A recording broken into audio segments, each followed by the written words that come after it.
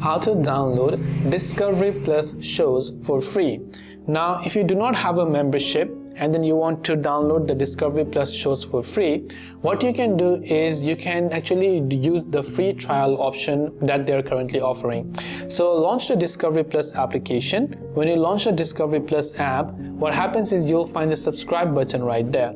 So even on the subscribe option, Discovery Plus offers two types of plan.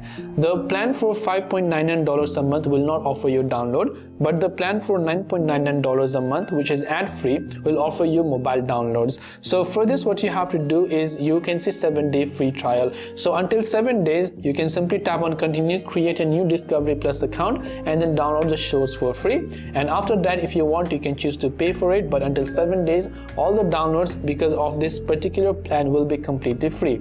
Now for lifetime, you cannot download Discovery Plus shows for free, but you can download them with an ad-free subscription as well. I hope that this video helped you out. If you have got any further questions, feel free to leave them down in the comments below. As always, thanks for watching till the very end of this tutorial, and see you soon in the next video.